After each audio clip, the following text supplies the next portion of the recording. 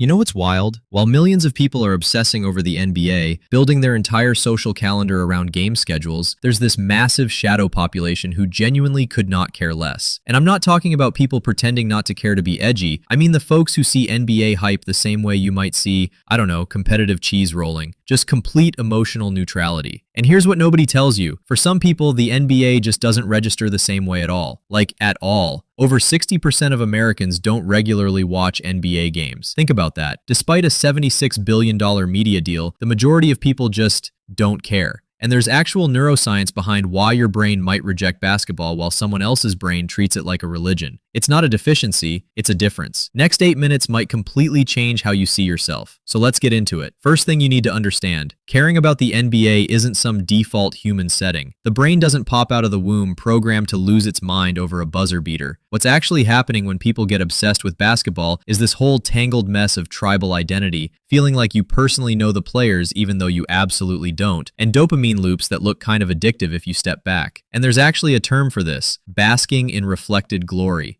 Psychologists call it BIRGing. Basically, your brain can give you a dopamine hit when the Lakers win, even though you did literally nothing except exist on your couch in the right zip code. For people who don't care about the NBA, watching that happen to other people are like, okay, cool, I guess that particular trigger just doesn't land the same way. There's actually some interesting research here from the Journal of Consumer Psychology that found people have wildly different optimal stimulation levels. Some brains crave high-intensity, emotionally charged experiences. Others find that same intensity genuinely aversive. Not boring, aversive. Like it creates actual psychological discomfort. Neither is superior, they're just different frequencies. So when someone tells you they don't care about the NBA, they might not be trying to be contrarian. They might just be someone whose nervous system prefers lower intensity experiences. The chaos and emotional stakes of a game with constant momentum swings genuinely might feel exhausting rather than exciting. And here's where it gets psychologically dense. Humans are tribal by nature, right? We survived as a species because we formed groups and competed with other groups. Sports tap into that primal group identity thing. I know that sounds dramatic, but the emotional response to my team won versus their team lost follows a lot of the same patterns as ancient in-group versus out-group dynamics. Your brain literally treats the Celtics or whoever as your tribe, and when they win, your brain rewards you like you personally accomplished something. But not everyone experiences that pull with equal intensity. Some people might get their sense of community from book clubs or niche online forums about mechanical keyboards or their rock climbing gym, or literally anything that doesn't involve memorizing player statistics. They're not rejecting community itself, they've just found it elsewhere, in spaces that don't require them to debate whether LeBron is washed or care about trade deadlines. Now let's talk about something that might explain part of the disconnect, locus of control. There's this concept in psychology where people develop either an internal or external locus of control. Basically, do you tend to focus your energy on things you can influence, or are you comfortable investing emotionally in things outside your control? Think about what happens when you watch a game. You're screaming at a screen, you're manifesting a three-pointer, you're wearing your lucky socks, but none of it changes what happens on the court. Zero influence. Some people are totally fine with that. The emotional journey is the point. Others might find that fundamentally unsatisfying. They'd rather spend emotional energy on things where their effort creates a direct outcome, learning a skill, building something, solving a problem, something where input equals output. Neither approach is wrong, they're just different psychological tendencies. Oh, and let's not forget the elephant in the room, overstimulation. Seriously, nobody ever talks about how modern life already feels like you're being pummeled with notifications, deadlines, random texts about some TikTok you haven't seen, political dumpster fires, and money stress. For a lot of folks, the NBA is just another thing trying to hijack your attention and emotional energy. Like, can we get a break?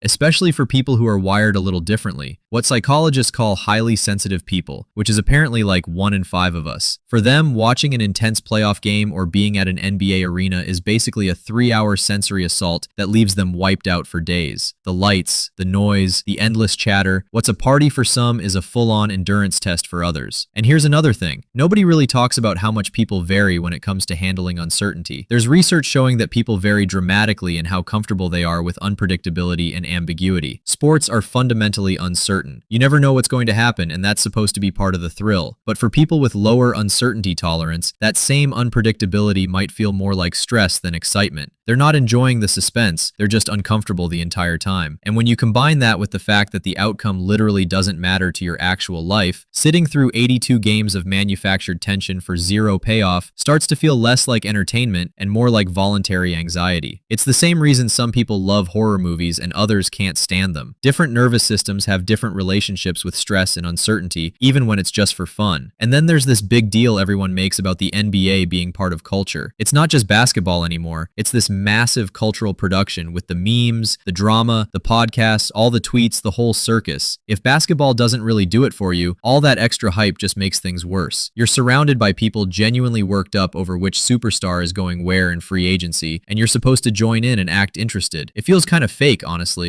You end up watching everyone else get worked up over something you find totally random. And that weird disconnect can leave you feeling like the only person in the room who missed the memo. It's not just boring, it's kind of lonely in a way that's hard to explain. But let's be real about something else. Sometimes there's no deep psychological explanation. Sometimes people just don't like basketball the same way some people don't like cilantro or techno music or true crime podcasts. We've become so obsessed with pathologizing every difference that we forget humans just have different tastes. Shocking, I know. The person who doesn't care about the NBA might be deeply passionate about Formula One or chess or literally anything else. And that preference doesn't need a neurological justification. The expectation that everyone should care is honestly weirder than not caring. What I find most interesting is how uncomfortable it makes people when someone says they don't care about the NBA. There's this immediate defensiveness, like you've insulted someone's mother, and that reaction tells you everything about how sports function as identity markers in our culture. When you reject the NBA, some people hear it as rejecting them, their values, their entire social world. It's not actually about the game, it's about belonging, shared experience, and maybe some anxiety that if too many people opt out, the whole thing loses its cultural weight, which, by the way, might already be happening. NBA ratings have dropped significantly. Despite signing a $76 billion media deal, ESPN and TNT averaged only 1.5 million viewers. More people are watching 30-second highlights on social media instead of sitting through full games. The landscape is changing. And maybe your indifference isn't the outlier. Maybe it's the trend. So if you're someone who doesn't care about the NBA, there's probably a mix of factors at play. Maybe your optimal stimulation level runs lower. Maybe you prefer investing energy in things you can directly influence. Maybe you're just not wired to get excited about competitive sports. Maybe the manufactured spectacle is exhausting. Maybe uncertainty feels more like stress than fun. Or maybe you just genuinely find it boring, and that's the entire explanation. All of those are completely valid ways to exist. And if you're someone who lives for the NBA, who plans their schedule around games, who feels genuine joy when their team wins, that's equally valid. We don't all have to experience the world the same way. And honestly, that's probably the only reason society functions at all. You can have millions of people losing their minds over basketball, while another massive group is perfectly content doing literally anything else. And somehow we all coexist. That's it. That's the whole point. If this hit home for you, don't forget to subscribe. I would genuinely appreciate it.